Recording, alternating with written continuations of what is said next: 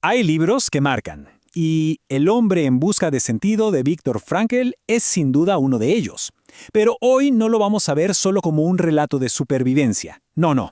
Lo vamos a abordar como lo que realmente es. La mirada clínica, el análisis profundo de un psiquiatra sobre qué le pasa a la mente humana cuando se la somete a la presión más brutal que uno puede imaginar. Y para entenderlo, Frankl divide toda esta experiencia en tres grandes fases psicológicas. Son tres etapas muy distintas. Para esta exploración nos vamos a centrar, pero de lleno, en la primera, solo en la primera, ese momento inicial, el shock de la llegada y el encierro en el campo. Bueno, y para arrancar hay que entender algo clave. La posición de Frankl era única, porque sí, era un prisionero más, pero al mismo tiempo era un psiquiatra, tenía esa formación. Y eso le dio una perspectiva increíble, porque pudo analizarse a sí mismo y a todos los que estaban con él con un ojo clínico, casi como un observador externo. Y de esa observación, él saca una conclusión potentísima. Es que el síntoma clave de esa primera fase es, y lo cito, un shock agudo e intenso.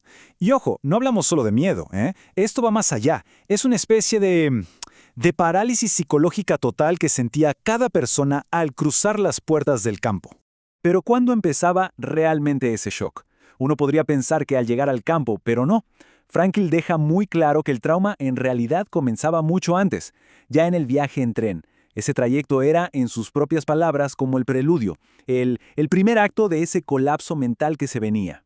Y para que nos hagamos una idea de lo que era eso, 1.500 personas en un solo tren, y en cada vagón, 80 personas, 80, apretujadas.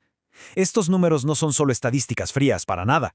Eran el primer paso de un sistema calculado para deshumanizar, para borrar cualquier rastro de individualidad, y en esencia, preparar a la gente para el shock que les esperaba. Y justo después de ese viaje, al bajar del tren, llegaba quizás uno de los momentos más espeluznantes de todos, la primera selección. Un proceso totalmente arbitrario que en apenas un instante decidía quién vivía y quién moría. Lo que Frankl describe es brutal por su simpleza. Había un oficial de las SS que, con un solo gesto de la mano, te mandaba a la izquierda o a la derecha. Y eso era todo. Vida o muerte. Un movimiento casual, casi displicente, era la diferencia entre seguir vivo o ir directo a la cámara de gas. Es increíble pensarlo. Y claro, la pregunta es, ¿cómo se procesa algo así? ¿Cómo puede la mente humana soportar una realidad tan terrible? Bueno, pues Frankl identificó un mecanismo de defensa psicológico fundamental y lo llamó la ilusión del indulto. ¿Qué es esto? Es básicamente cuando la mente se aferra con todas sus fuerzas a la esperanza más irracional de que al final se va a salvar. Es la única forma de no quebrarse ante algo tan insoportable. Y esta ilusión del indulto era lo que les permitía a los prisioneros en esos primeros momentos aguantar. Los mantenía en una especie de negación, les impedía procesar el significado real, el verdadero horror de lo que acababan de ver en esa selección. Bien, superado ese primer momento, venía la siguiente etapa de este despojo psicológico. Lo llamaban el proceso de desinfección, pero en realidad era el momento en que se perdía absolutamente toda conexión con la vida de antes. Y era un proceso, totalmente sistemático. Te quitaban la ropa, todas tus posesiones, hasta la más mínima. Te afeitaban por completo cada parte del cuerpo. Y al final, te quitaban el nombre. Tu nombre dejaba de existir y pasabas a ser un número. Era la reducción total de una persona a su forma más básica. Frankl lo resume con una frase que es tremenda. Dice, tan solo poseíamos nuestra existencia desnuda. Y es que eso era, ya no quedaba nada, absolutamente nada de la vida anterior. Solo el simple hecho de estar ahí, de existir en ese preciso instante. Entonces, ¿qué pasaba después? Después del shock, después de que te quitaran todo, ¿qué venía? Pues aquí es donde Frankl describe unas reacciones psicológicas que son, la verdad, muy sorprendentes y hasta contradictorias. Por ejemplo, una de las primeras defensas que aparecía, y esto es increíble, era una especie de sentido del humor. Pero un humor macabro, oscuro, ¿por qué? Bueno, era la forma que encontraba la mente para poner algo de distancia con el horror que estaba viviendo. Era como un intento desesperado de sentir un mínimo, pero mínimo control cuando no tenías absolutamente ninguno. Pero claro, junto a ese humor negro también aparecía la otra cara de la moneda. La pregunta más dura de todas, la que Frankl dice que todos, absolutamente todos, se hacían incluso en esos primeros días. Y ahí está el núcleo de toda esta primera fase, la batalla interna, la lucha de verdad. No era todavía por encontrar un propósito o un significado a todo aquello. No, era algo mucho más animal, más primario. Antes de poder preguntarse el por qué vivir, la decisión más crucial, la más fundamental de todas, era simplemente querer seguir viviendo. Y es que Frankl no escribe como una víctima más, no. Él escribe con la mirada entrenada de un psicólogo. Se observa a sí mismo y observa a los demás con una lucidez que asusta. Su perspectiva de verdad es única. Trata de entender qué pasa con el alma humana cuando le quitan todo, pero todo, todo lo que alguna vez definió su vida. Desde el principio, desde el prefacio, ya nos lo advierten. Aquí no hay adornos ni sentimentalismos. Nos vamos a sumergir en lo que Frankl llama el genuino sufrimiento. O sea, no es una historia de héroes de película, para nada. Es una disección brutal de la psicología de la supervivencia en las peores condiciones que podamos imaginar. Ok, para que nos ubiquemos, este es el camino que vamos a seguir. El propio mapa de Frankl. Empezamos con una idea general de su búsqueda de sentido, y luego nos vamos a clavar de cabeza en la segunda fase, la vida en el campo. Vamos a explorar la apatía, cómo la vida interior se vuelve un refugio, la rarísima experiencia del tiempo y, al final, el descubrimiento de la última libertad humana. Muy bien, entremos en materia. Lo primero que notó Frankl es que la reacción de un prisionero no era un simple caos emocional. No, para nada. Seguía un patrón casi como un guión. Y él lo dividió en 3 fases psicológicas muy claras, que se corresponden con cada etapa del cautiverio. Y estas son las 3 fases. Primero, el shock inicial cuando llegas al campo. Después, la etapa más larga y dura, que es la vida cotidiana ahí adentro. Y por último, la fase de la liberación, que créanme, era súper compleja también. Hoy todo nuestro análisis se va a concentrar en la segunda fase, que es el corazón del libro, donde se cuecen los mecanismos de supervivencia más profundos. Y aquí es donde la cosa se pone realmente intensa. Hablemos de la fase 2. La reacción psicológica que domina todo, según Frankl, es la apatía. Un estado que él describe como una especie de muerte emocional, un blindaje necesario para el alma. Pero ojo, es clave entender esto. Esta apatía no es como la flojera o la indiferencia. Para nada. Frankl la define como un mecanismo de autodefensa. Piénsenlo. Ante el horror constante, el hambre, la muerte, el sistema nervioso llega a un punto en que dice, basta. Sentir demasiado en ese contexto era un lujo que podía matarte. ¿Y cómo se veía esto en el día a día? Pues un prisionero podía ver cómo arrastraban el cadáver de un compañero o presenciar una golpiza salvaje y ya no sentía esa conmoción, ese horror que sentiríamos nosotros. La mente, para protegerse, creaba una coraza de insensibilidad. Era la única forma de seguir adelante, día tras día.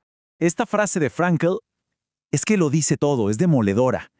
Todas esas emociones que creemos que nos hacen humanos, la repugnancia ante la injusticia, la piedad por el que sufre, la indignación, se convertían en sentimientos prohibidos. Y no porque un guardia lo dijera, sino por una ley no escrita de supervivencia mental. Y entonces, justo cuando parece que el espíritu está a punto de apagarse por completo, ocurre algo increíble. Una de las paradojas más fascinantes que Frankl observa. Mientras el mundo de afuera se volvía más vacío y brutal, la vida interior de los prisioneros, su mundo mental, se intensificaba de una forma extraordinaria. Este esquema lo deja clarísimo. Por fuera solo había miseria, un infierno, pero por dentro, la mente se convertía en un santuario. Los prisioneros se aferraban a los recuerdos de sus seres queridos con una fuerza brutal. Eran capaces de encontrar belleza en una simple puesta de sol, o de compartir un chiste macabro solo para sentirse humanos un ratito más. Frankl las llama salvaciones del espíritu. Eran como anclas que los mantenían a flote.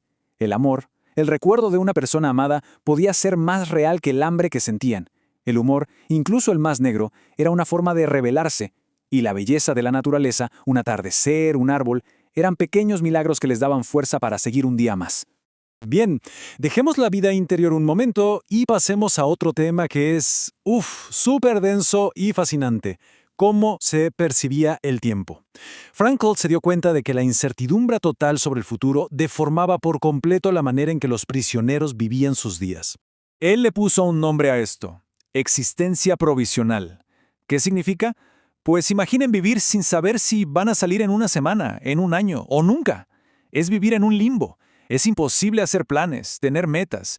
La vida, como la conocemos, pierde toda su estructura, todo su sentido. Es un estado que te carcome el alma. Y esta era la pregunta que les taladraba la cabeza a todos. La pregunta del millón. ¿Cuándo va a terminar esto? Si es que termina. La falta de una respuesta, la imposibilidad de ver una luz al final del túnel, hacía que muchos simplemente se dejaran morir. Perdían la voluntad de vivir porque habían perdido el futuro. Y esto llevaba a una sensación rarísima, a una paradoja temporal. Cada día, lleno de sufrimiento, de trabajo forzado, de hambre, se sentía eterno, interminable. Pero, a la vez, como todos los días eran iguales, monótonos y vacíos, una semana entera podía pasar volando. De repente mirabas atrás y decías, ¿ya pasó una semana? Es una locura. Y con todo esto, llegamos al núcleo, a la conclusión más poderosa y esperanzadora de todo el libro. Después de describir la degradación, el dolor, la apatía, Frankl descubre una verdad inquebrantable. Descubre que hay una libertad que nadie jamás puede arrebatar. Escuchen bien esta idea. A pesar de todos los intentos sistemáticos por deshumanizarlos, por convertirlos en un número, Frankl afirma que hay un núcleo de dignidad, una esencia espiritual dentro de cada persona, que es invulnerable. No se puede destruir desde afuera. Es algo que solo uno mismo puede decidir entregar. Entonces, aquí está el punto clave. La tesis central de todo. Te pueden quitar la familia, el trabajo, la ropa, hasta el nombre. Te pueden quitar todo. Pero hay una cosa que nunca te van a poder quitar. La libertad de decidir cómo vas a responder a esa situación. La capacidad de elegir tu propia actitud frente al sufrimiento. Esa es la última de las libertades humanas. Y Frankl nos lanza esta pregunta que es para reflexionar. Porque claro, esta fortaleza interior no es automática. Él vio a muchos desmoronarse, y es comprensible. Pero también vio a otros, a los que él llamaba los santos anónimos del campo, que compartían su último trozo de pan. Esas personas demostraron que incluso en el infierno se podía elegir ser humano. Frankl se dio cuenta de que la mente humana, incluso en el peor de los abismos, atraviesa por un viaje que es, hasta cierto punto, predecible. Hoy nos vamos a sumergir en su análisis, pero nos vamos a concentrar en la fase más sorprendente y, la verdad, la menos comprendida de todas, la que empieza justo el día en que por fin se es libre. Este va a ser nuestro mapa de ruta. Primero, vamos a entender la perspectiva única de Frankl, por qué su visión es tan especial. Luego, pasaremos rapidito por las dos primeras fases de la vida en el campo para meternos de lleno en la psicología súper compleja de la liberación. Y al final, vamos a extraer esta lección fundamental sobre el sentido de la vida. Bien, empecemos. Para entender la obra, primero hay que entender al hombre. Y es que Viktor Frankl no era un prisionero más, él era un observador entrenado, un auténtico científico de la mente en medio del caos. A ver, imaginemos la escena. Estamos en la Viena de principios de los años 40, una ciudad que era un hervidero de ideas, de cultura. Frankl ya era un pez gordo, un profesional con una carrera brillante por delante en la misma ciudad de Freud y Adler, nada menos. Pero claro, el mundo a su alrededor se estaba cayendo a pedazos. Y en medio de todo eso, Frank consigue una visa para irse a Estados Unidos. Era su escape, su boleto de salida, su salvación. Pero sus padres, ya ancianos, no podían ir con él. Entonces se encontró ante una disyuntiva terrible: salvar su vida y su obra o quedarse. Y eligió a su familia. Esa decisión, una decisión de amor y responsabilidad, fue la que lo llevó directo a los campos.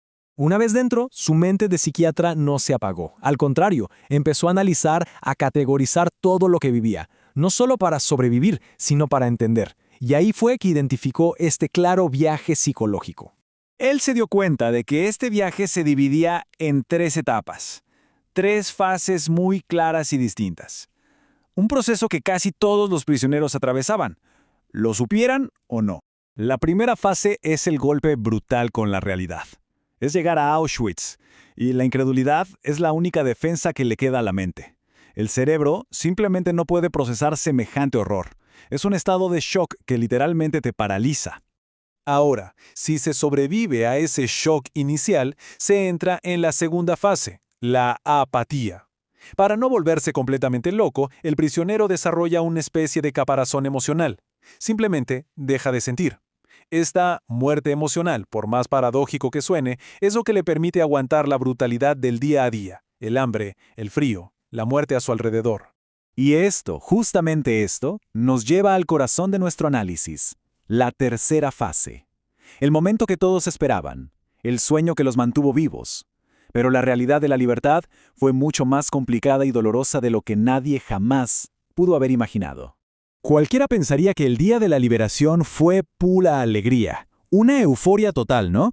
Pero, a ver, ¿qué pasa realmente en la mente de una persona que ha sido deshumanizada durante años cuando por fin esas puertas se abren? Es que para ellos la libertad era casi una fantasía. Un concepto súper abstracto que se había idealizado hasta el extremo. Era el único pensamiento que les daba un poquito de esperanza. Se imaginaban los detalles más simples, ¿eh? Volver a casa, comer una comida normal, abrazar a alguien. Pero el choque con la realidad fue brutal. Cuando la libertad por fin llegó, no hubo ninguna explosión de alegría. La primera reacción fue de incredulidad total. Frankl cuenta cómo los prisioneros salían del campo como atontados, sin poder entender qué pasaba. La palabra libertad se había vaciado de significado. Había una desconexión total, o sea, el cuerpo caminaba fuera de las alambradas, pero la mente seguía prisionera. La capacidad de sentir alegría, de sentir placer, se había atrofiado por completo. Era como si hubieran desaprendido a ser libres. Fue muy poco a poco, mientras caminaba por unos campos llenos de flores, que la realidad empezó, digamos, a filtrarse. Esta frase, que es un salmo, se le repetía en la mente una y otra vez.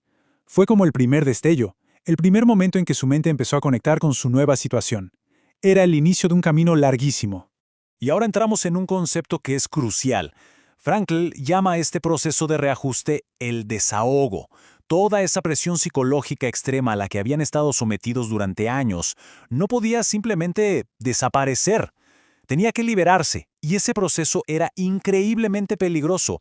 Frankl lo explica con una analogía que es, la verdad, brillante. La enfermedad del buzo. Así como un buzo no puede subir a la superficie demasiado rápido porque se lastimaría gravemente, un prisionero no podía volver a la vida normal de golpe sin arriesgarse a un colapso psicológico. La descompresión tenía que ser lenta, muy, muy cuidadosa. Porque la libertad no trajo paz de inmediato. No, para nada. Trajo todo un nuevo set de batallas internas. Amargura al ver que el mundo había seguido como si nada. Indiferente. Desilusión al descubrir que el regreso a casa no era como lo soñaron, porque muchas veces ya no quedaba nadie a quien regresar. La alegría se sentía extraña, ajena. El proceso de sanar era, en el fondo, el proceso de reaprender a ser humano, reaprender a sentir, a confiar, a encontrar placer en las cosas más simples. Un proceso que, como el mismo Frankl admite, le llevó mucho pero mucho tiempo. Y de toda esta experiencia, de este viaje a través de las 3 fases del infierno y de su dificilísima salida, Frankl extrajo la que sería la base de toda su obra posterior. Y con esto fundó la logoterapia. A diferencia de Freud, que se enfocaba en la búsqueda del placer, o de Adler, que se centraba en la búsqueda de poder, Frankl dijo, no, la principal fuerza que nos mueve es la búsqueda de un sentido para nuestra propia vida. Su experiencia le enseñó algo muy profundo sobre nosotros, sobre la naturaleza humana. Vio prisioneros que se comportaban como santos y a la vez guardias que tenían gestos de bondad. Entendió que la decencia o la indecencia no son de un grupo o de otro, son el resultado de una decisión individual, una posibilidad que está ahí para todos, en cualquier momento. Al final, la gran revelación de Frankl es esta. Nos pueden quitar todo, absolutamente todo, menos una cosa, la última de las libertades humanas. La libertad de elegir nuestra actitud frente a lo que nos pasa, la libertad de decidir nuestro propio camino. Así que la pregunta que nos deja Frankl no es sobre cómo evitar el sufrimiento, porque eso es imposible. La pregunta es cómo encontramos un sentido en él. Porque como él descubrió en el peor lugar del mundo, ese sentido lo que nos permite no solo sobrevivir, sino, sobre todo, vivir.